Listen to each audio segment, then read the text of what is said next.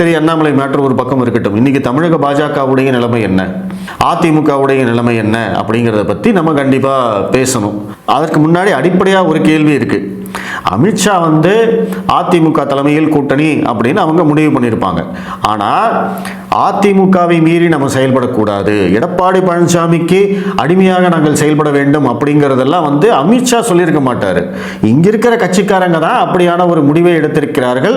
காரணம் அவர்களுடைய சுயநலம். அப்ப இந்த விஷயமெல்லாம் அமித்ஷாவுக்கு தெரியுமா தெரியாதா, மோடிக்கு தெரியுமா தெரியாதா? அவங்க இதை விரும்புறாங்களா? இங்க நிர்மலா சீதாராமன் வந்துட்டு போனாங்களே, அவங்க இதை விரும்புறாங்களா? இந்த மாதிரி நிறைய கேள்விகள் இருக்கு. இதை பற்றியும் நம்ம தொடர்ச்சியாக பேசுவோம். இப்போதைக்கு ஓபிஎஸ் மற்றும் தினகரன் அவர்கள் வெளியேறுவதற்கு காரணம் நயினார் நாகேந்திரன் மற்றும் தமிழக பாஜகவுடைய செயல்பாடுகள் தான் அப்படிங்கிறத நீங்கள் புரிஞ்சிருப்பீங்கன்னு நம்புகிறேன்.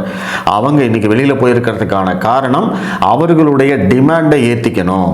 நம்ம ஒன்றுமே இல்லாமல் நிபந்தனையற்ற ஆதரவை நம்ம இந்த கூட்டணிக்கு கொடுக்க முடியாது. அதிமுக பிளஸ் பாஜக கூட்டணி, நயினார் நாகேந்திரன் தலைமையிலான இந்த கூட்டணிக்கு நம்ம நிபந்தனையற்ற ஆதரவை கொடுக்க முடியாது அப்படிங்கிற ஒரு காரணத்துக்காகத்தான் அவங்க இப்ப வெளியில போயிருக்காங்க.